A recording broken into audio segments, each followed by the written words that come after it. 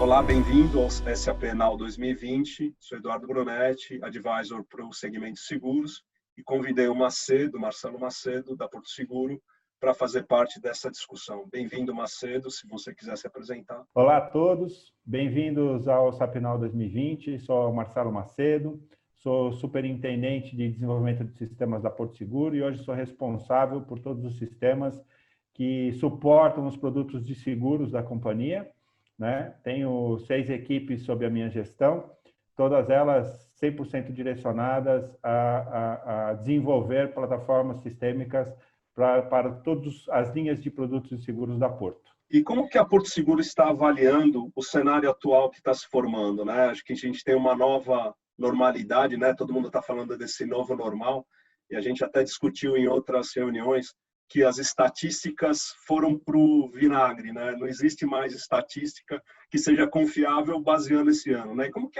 vocês estão vendo essa nova posição do mercado dentro da Porto Seguro? Obviamente que tudo que a gente tem passado com essa pandemia, com essa restrição que a gente tem da locomoção e da liberdade que a gente tinha, né, mudou substancialmente a forma que o seguro ele é encarado, né? A empresa tem vindo bem, se por um lado, né, teve uma certa restrição do nosso volume de venda, por outro lado também tivemos uma restrição bastante significativa dos sinistros, então do ponto de vista financeiro isso equilibra a conta, então o mercado segurador foi impactado, mas de certa forma também foi beneficiado, né? Então acho que os resultados operacionais da companhia têm se mantido. Mas eu acho que o desafio não é o agora, né? O desafio é o depois, né? Quando tudo isso voltar, eu acho que não só o mercado segurador, mas acho que vários outros mercados no Brasil e no mundo vão ter que se repensar, porque eu acho que as coisas não vão voltar exatamente da forma que eram quando a gente parou neste processo de pandemia, né? Por outro lado, eu acho que assim também gera um universo de oportunidades. A gente vê que as empresas e os setores que estavam mais bem preparados, mais digitalizados, mais aptos a atender o cliente de forma eletrônica na ponta, se sobressaíram, né? Então, a gente percebe o número de entregas deliveries aumentando, a gente percebe o número de transações online acontecendo, né? Ontem mesmo eu estava vendo uma reportagem sobre o mercado de livros, né? As livrarias, óbvio, o consumo físico reduziu, mas por outro lado, o consumo de livro de forma eletrônica aumentou substancialmente, e o volume de entregas também desse tipo de produto nas residências também aumentou, né? Então, acho que assim, os hábitos eles não mudaram, na verdade, eles só estão sendo restringidos nesse momento, né? Então, a volta é que ainda é uma incógnita, a gente não sabe exatamente como que as pessoas vão estar dispostas a consumir esses produtos quando o mundo voltar a esse novo normal que todo mundo diz, mas que na realidade eu acho que ninguém tem exatamente qual é o desenho que vai ser, né? Alguns vão voltar mais ávidos por consumir, de ir presencialmente no lugar para consumir, e outros vão, puxa, aqui eu não tinha tido nunca a experiência de fazer um consumo digital de alguma coisa, passei a ter e gostei, então, não vou sair mais de casa. Então, eu acho que vai ser um caminho de descoberta, vai ser um caminho onde as empresas vão ter que estar muito atentas para se reinventar e se reposicionar dentro desse novo mercado. E eu acho que o mercado segurador não é diferente. Eu acho que a gente vai passar aí por um processo de adaptação. Dentro do que vocês estão pensando, e acho que do que a Porto já tem como modelo, como que vocês estão vendo esse modelo de pay-per-use, de on-off de coberturas e outros modelos similares que estão sendo difundidos no planeta, né? Acho que tem vários exemplos aí que estão sendo implementados dentro do mercado segurador global. Como que a Porto está vendo isso e como que vocês estão se posicionando em relação a esse cenário? Todas essas mudanças de hábito também levam a gente a mudar um pouco o mindset de como fazer negócios, né? Num mundo que leva a interação para um patamar diferente e com uma evolução muito constante ano após ano, né? Quando a gente fala de pay-per-use, eu acho que a Porto já se posicionou em algumas coisas, então a gente já tem serviços contratados e pagos conforme consumo, né? Isso para a gente já é uma realidade. Hoje a gente já tem tecnologias que a gente conseguiria aplicar isso, por exemplo, em conceitos para um seguro de automóvel, por exemplo, né? Mas eu acho que isso ainda é um assunto que tem que ser muito amadurecido no Brasil, né? Por várias razões, né? Uma das razões disso acontecer é porque o mercado segurador brasileiro ele trabalha muito, como eu posso dizer, num setor onde alguns perfis pagam por outros, tem uma certa... puxa, me fugiu a palavra agora, mas... Compensação, né, entre um e outro, né? Exato, né? Então, puxa, um taxista que está exposto a um risco, por exemplo, durante 12, 13, 14 horas por dia, se eu for colocar todo esse risco na ponta do lápis do prêmio dele, ele vai pagar um seguro muito alto. Em contrapartida, uma pessoa que faz uso do carro só aos finais de semana e grande parte do período esse veículo está dentro de uma garagem segura, está exposto a um outro tipo de risco e, consequentemente, o seguro dele, o prêmio dele deveria ser muito mais baixo, né? Então, existe um processo compensatório, isso acaba acontecendo dessa forma. E aí, se você começa a colocar outras variáveis, como essa do pay-per-use, né, isso gera uma certa, como eu posso dizer, uma certa disfunção dessa modelagem de preços que as seguradoras atuam hoje. O mercado brasileiro ainda tem um processo bastante grande para amadurecer com relação a esse tipo com a venda de serviço com essa modalidade, né? A Porto já tem alguns serviços que a gente disponibiliza com a característica de pagamento por consumo, né? São, em geral, serviços que são acessórios ao serviço de seguro propriamente dito, então, né, processos de encanador, de eletricista, chaveiro, acho que já temos modelagens que o cliente pode pagar mediante a consumo, isso já é uma realidade para a gente, né?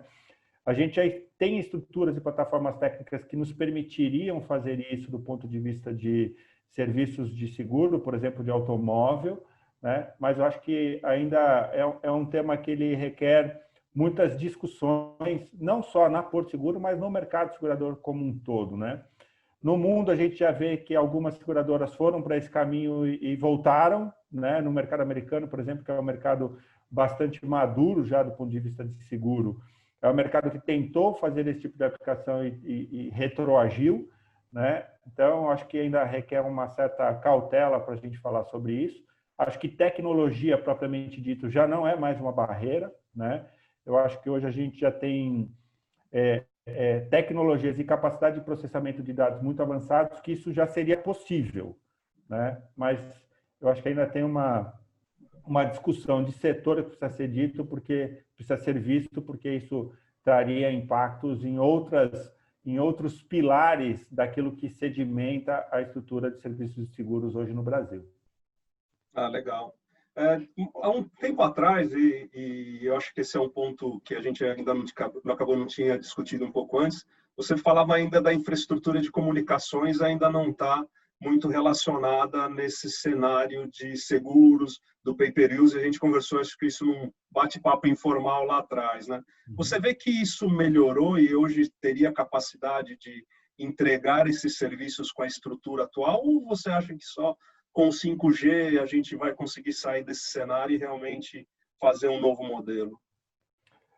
Eu acho que assim, acho que tecnologicamente já tivemos avanços bastante importantes no Brasil como um todo. A gente só não pode esquecer que a gente está num país com dimensões quase que continentais, né? E as realidades são muito diferentes dependendo de cada região do país, né? Então, não dá para a gente assumir, por exemplo, né, que uma estrutura no norte do país tem exatamente a mesma infraestrutura que a gente está no grande centro econômico como São Paulo. Então, a gente não pode tirar as nossas referências a partir de onde a gente está situado, né? Mas, em linhas gerais, aquilo que eu percebo e aquilo que a gente consegue observar é que isso teve uma evolução bastante importante. Eu acho que os meios de comunicação têm chegado cada vez mais próximo das populações mais distantes, né? Então, eu acho que se ainda não temos uma infraestrutura 100% adequada, acho que estamos muito próximos disso. Por isso que eu acho que a discussão aqui, a barreira ela não é mais tecnológica, né? Eu acho que agora a barreira é de a gente entender que reflexo que isso traria para o mercado, que tipo de desequilíbrio isso traria para o mercado, né? E para que tipo de risco de verdade isso faria a diferença, entendeu? Porque tem uma situação, né? O mercado segurador, obviamente, é um mercado que, dentro da sua composição, a sua essência é fazer a avaliação do risco, né? E, teoricamente, isso tem que se manter dentro de um processo de equilíbrio entre quem consome, né? Então, eu acho que tem uma discussão de maturidade e até como eu posso dizer isso, mas até de aculturamento, né, de consumo. Eu acho que assim, se a gente olha o mercado segurador como um todo no Brasil, ele ainda é restrito a um universo muito pequeno de pessoas, quando a gente olha o total da nossa população, né? Então, são poucas as pessoas que não só têm acesso, mas têm a cultura e o entendimento da necessidade de se comprar um seguro. Então, é uma grande camada da população que não tem nem ideia do que é um seguro, né? Quanto mais por que ele precisa comprar um seguro, né? Imagina colocar isso uma variável ainda mais avançada de puxa, ó, você para a situação A você precisaria comprar um seguro ou seria adequado você comprar um seguro e para a situação B não, né? Percebe? Então eu acho que assim, ainda tem um trabalho aqui de aculturamento que a gente precisa fazer e de levar a informação do benefício de um seguro, né? Para além das discussões que a gente tem hoje. Então, por isso que eu acho que é um caminho que vai acontecer. Eu acho que é uma questão de tempo, né? Mas eu vejo uma discussão de um pouco mais de médio prazo do que de curto prazo. Ah, legal. Você falou em aculturamento, né? E a gente está percebendo essa modificação da cultura nas novas gerações, né? Eles estão dando mais valor ao usar do que ao ter, né? E aí a gente teve o que é o tema principal da nossa conversa, né? Como que a gente poderia pensar na experiência do seguro, né? Ou vou trocar tudo, tá? Vou refazer a pergunta que é o seguro da experiência.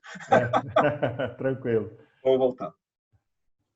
Pô, muito legal. Eu acho que você tocou no assunto da cultura e a gente está percebendo bastante que os novos entrantes na sociedade econômica, eles estão muito mais preocupados em usar do que ter, né? Então, isso traz um novo modelo, que é o seguro da experiência, né? Que é o nosso principal tema que a gente queria que você posicionasse para a gente. Como que você vê segurar a experiência de uma pessoa, né? Tendo ela, eu vou usar agora uma hospedagem que eu tenho feito virtual, depois eu vou usar um transporte que o carro não é meu, depois eu vou usar alguma situação de que não me pertence, né? Como que você vê esse cenário e até da forma que você falou, na nova cultura que essa nova situação pode trazer para o mercado? É fato, né, Edu, que a forma que as pessoas estão interagindo e se relacionando com bens tem mudado, né? Eu acho que assim, hoje quem chega no mercado consumidor, né, ainda tem o desejo de ter algo, né, de construir patrimônios, mas a gente percebe que cada vez mais isso começa a ter uma importância secundária na vida das pessoas, né?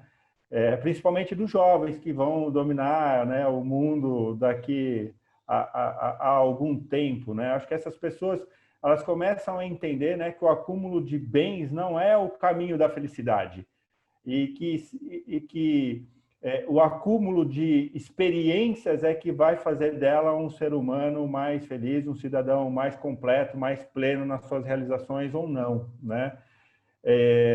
Então, o termo ter começa a ganhar uma proporção diferente na linguagem dessas pessoas, né? E se a gente olhar o nosso mercado segurador hoje, ele está muito centrado no ter, né? Então, eu seguro, em geral, um bem e não uma experiência. Eu acho que a gente começar a olhar o seguro de uma forma muito mais individualizada do que massiva vai ser o nosso caminho para o futuro, né? Olhando para a necessidade do indivíduo e, a partir deste indivíduo, desenhar vamos dizer assim, né, um conjunto de soluções seguritárias que atendam à necessidade dessa pessoa. E aí vem todo o arcabouço de leitura, consumo de dados, conhecer a experiência e conhecer, principalmente, né, aspectos fundamentais daquele indivíduo para eu tomar uma decisão, né, sobre qual é a melhor composição de produtos para atender aquela necessidade, aquela experiência, né? Porque, perceba, se eu estou vendendo um exemplo do seguro de viagem, né, eu tenho variáveis nesse seguro que me expõe a um grau de risco diferente. Então, se o cara está fazendo uma viagem para um resort, ele vai estar exposto a um risco diferente de um cara que está fazendo uma viagem, por exemplo, de aventura, porque ele vai escalar o K2. Né? Percebe? Então, assim, ele tem necessidades diferentes. Então, conhecer o que essa pessoa faz na vida dela e como que ela encara a vida dela passa a ser um dado importantíssimo para empresas como a empresa seguradora, né, para fomentar o melhor produto e a melhor experiência para a jornada deste cliente, né? E aí poderíamos pensar muito além, né? Legal. E aproveitar um pouquinho, né? A SAP, dentro dessa sua linha dos 5, 6 anos, últimos 6 anos, ela fez investimentos bastante consistentes, seja em tecnologia, né, o conhecido HANA, seja em soluções. A gente hoje tem soluções de Customer Experience, temos soluções de gestão de apólice, gestão de produto para a seguradora. A maioria da seguradora usa a nossa parte de cobrança e pagamento, que acho que é bastante consolidado no mercado. E finalizando no nosso, talvez, coração central, que é o nosso RP, né? E acho que, Macedo, vocês foram grandes usuários da SAP, né? Estamos aumentando a lista, né, de soluções que a gente está colocando dentro da Porto Seguro. E aí eu queria as considerações finais aí, já agradecer antecipadamente a sua presença no SAP Now 2020. Edu, eu que agradeço o convite. É sempre um prazer falar de tecnologia e falar de futuro, né? Gosto muito desse tipo de discussão, desse tipo de abordagem, né? Então, me sinto honrado pelo convite da SAP de participar aqui desse evento, né? Espero que tenha sido um bate-papo proveitoso para todo mundo que nos assiste aqui, né?